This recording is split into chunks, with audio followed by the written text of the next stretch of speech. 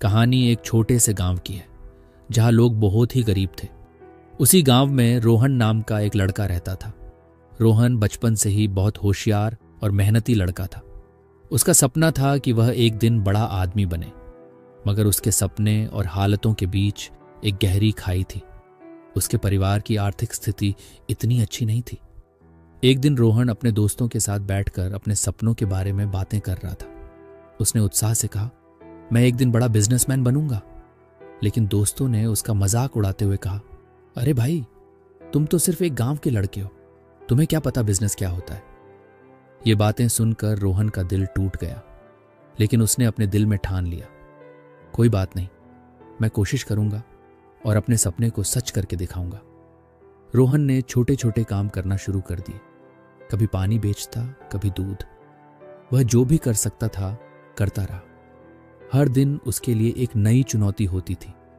एक दिन उसने सोचा, अगर मैं अपनी खुद की एक छोटी दुकान खोल लूं तो कैसा रहेगा।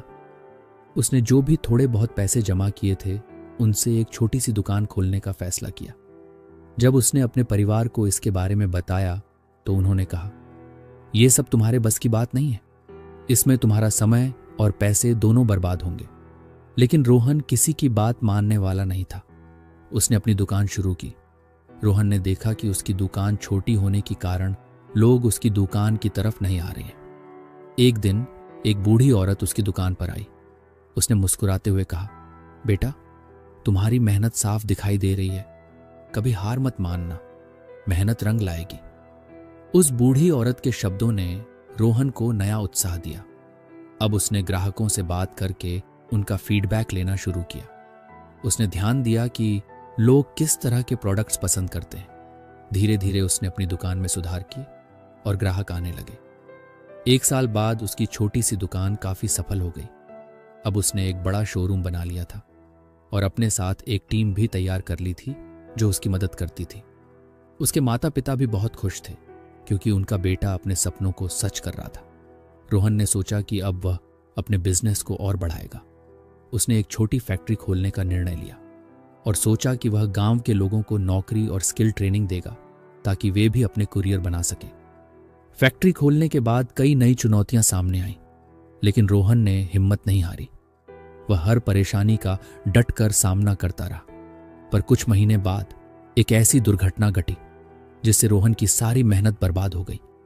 एक दिन अचानक फैक्ट्री में आग लग गई और पूरी फैक्ट्री जलकर राख हो गई। यह हादसा रोहन के लिए बहुत बड़ा झटका था। उसकी मेहनत एक ही पल में बर्बाद हो गई। उसके दोस्त और रिश्तेदार मजाक उड़ाने लगे।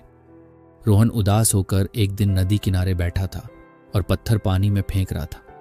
तभी उसने देखा कि एक छोटा सा मेंढक बार बार पानी से बाहर कूदने की कोशिश कर रहा था।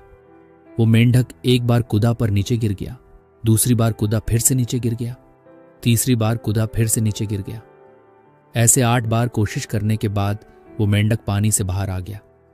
ये देखकर रोहन ने सोचा, जब एक छोटा मेंढक हार नहीं मान रहा तो मैं क्यों हार मानूं। उसने अपने बचे हुए पैसों को इकट्ठा किया और दोबारा फैक्ट्री शुरू करने का फैसला किया।